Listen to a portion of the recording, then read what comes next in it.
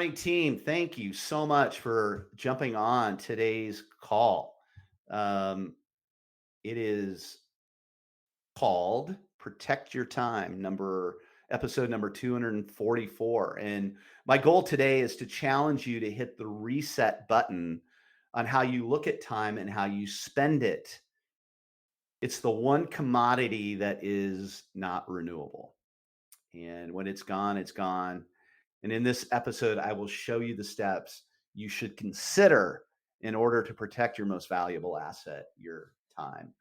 But before I jump into today's call, I want to remind you of my professional purpose, and that is to help you, the broker, advisor, optimize your productivity and help you become the best version of yourself. Why?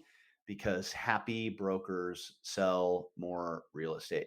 I do that by teaching you how to handle the challenges and opportunities that you face every single day. And if you can effectively manage those certain situations that arise on a daily basis in your business, you'll be more productive and live a life that is the best version of you. And my ask is that you listen today as if you are on a one-on-one coaching call with me, either in my office or on the phone. Um, Again, if you'd like a full copy of this transcript and all the supporting videos, etc., just email me at jim@askjimmiller.com and I'll add you to my private email list.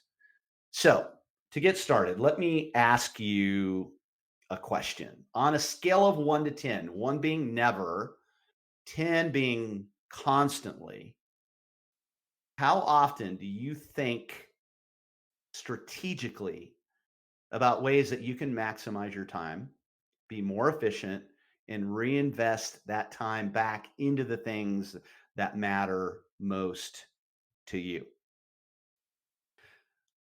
Personally, I think the challenge for entrepreneurs is that society, and especially this real estate industry, creates a badge of honor for grinding it out, working harder than the next person, and proving to the world that I am willing to sacrifice to be successful. Listen, all high achievers have that mindset at some point. We've been through it. We buy into the hype that is how we get ahead. Okay. Consider me guilty as charged. I will tell you though, everyone gets to the point at some point where the wheels come off and you ask yourself, what is enough? What is enough? And to what expense do I keep doing this? Where is the diminishing return on my time spent building this business at the expense of other things in my life that are important to me? At that point, these entrepreneurs, they make a choice. They either pull back or in some cases tap out. They pull back or tap out. They get sick, causing them to drastically change how they do things. They get sick from exhaustion, anxiety, or they decide once and for all to make the needed changes to right size their life and their business. Team, there are proven strategies, if executed on, that can solve for this challenge that so many entrepreneurs face. Elite level producers, which we like to call ELPs, and super achievers wake up every day trying to solve this challenge while building out decision filters to protect their time. And the successful super achievers, ELPs, once they get to that point and they figure it out and they do the research and they read the books, it comes down to decision making filters. And here they are. Number one, when faced with a project or a process or anything else that's in front of them, they ask themselves, is this something that I really need to do? What's the ROI on it? Like, what's going to be the benefit? Is it my vision or my ego that is forcing me to make this decision or putting this opportunity in front of me? Is this something that I really need to do? If no, don't do it. Don't do it. It's not a hell yes, it's a hell no. That's easy.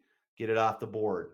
But if it's a yes, I need to do it, then look to see if you can automate it. Step number 2, can it be automated? You got so much technology out there that allows for automation, and we haven't even really got fully into AI and some of these other things yet. They're going to make our lives easier, that are going to take some of the manual torque away from a process. Can it be automated? If yes, buy that technology, build those systems to automate. If no, I can't automate it, then can I delegate it? Can this project that I said I need to do that cannot be automated, can it be delegated? If yes, identify the right person who can handle these items so you don't have to do them yourself. It might be somebody in your world already on your team,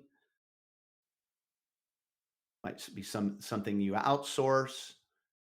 You build a process system that is supported by a person.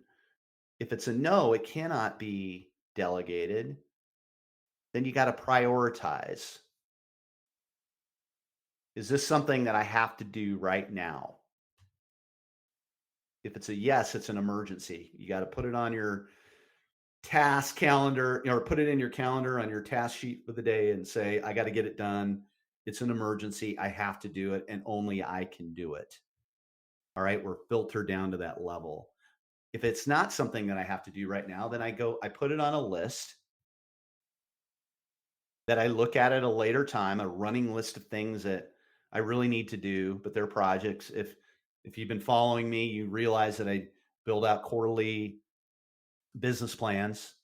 It might not be that I need to do it this quarter, or at least not right now, maybe towards the end of the quarter, or I can push it to Q3, or I can push it to Q4, or I can push it to next year.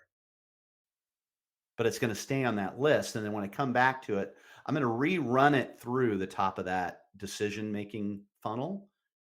This is something that I really need to do. If it's a no, then don't do it. Can I automate it? Can I delegate it?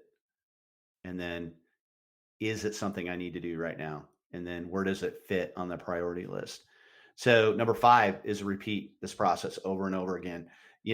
Adding systems and processes and people to your business is how you grow. If not, you're going to plateau. Okay. Because you can only do so much before you get sick and tired of being sick and tired. Now, I've read and studied extensively on this topic. I've been inside the businesses of other people. I've been around it. I live it. And it's been a major pain point for me at times. And this is essentially the proven decision making process to gain peace of mind and time while growing your impact and your business. If you're not willing to attack your time as a resource, you will stay stuck in a time crisis loop. Again, I consider myself guilty that I've been in this situation, right? I've spent so much personal time having to learn this and step back and really get good at decision making. That's what elite level producers and super achievers do. Are those that want to be there, and as they grow their business and they haven't had the ability to build out their resources yet, you kind of go to that next level, you get busy, and then you got to step back and say, where do I need to spend my time? Um, there's a couple books that I've read that have really helped me with this. And the first one is Buy Back Your Time by Dan Martell. Again, Buy Back Your Time by Dan Martell, maybe one of the most influential books I've ever read. Free to Focus by Michael Hyatt, and Procrastinate on Purpose, 5 Permissions to Multiply Your Time by Rory Vaden. These are books that I go back to when I get into that place in my life where I need a refresher on what it takes to level up. Leveling up and being a super achiever or an elite level producer is hard.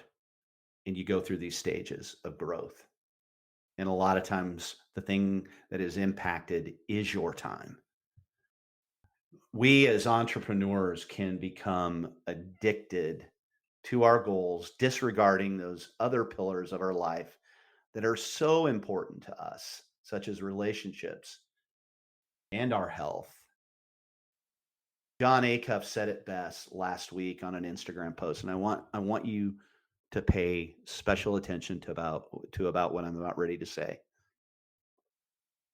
If my business is successful, but my family is failing, my business has failed.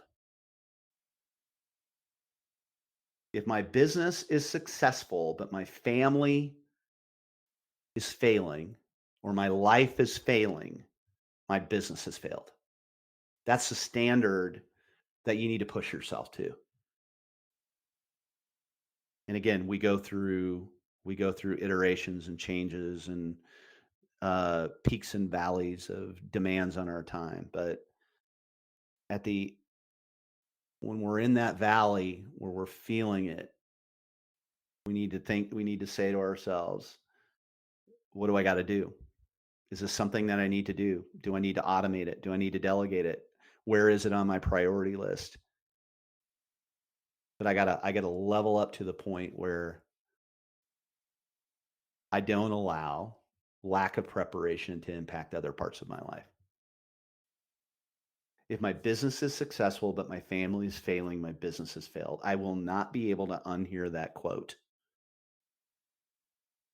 That is how we should truly analyze our level of success. And if you don't feel like you're winning in this area, run all your decisions through the 5 questions I talked about today.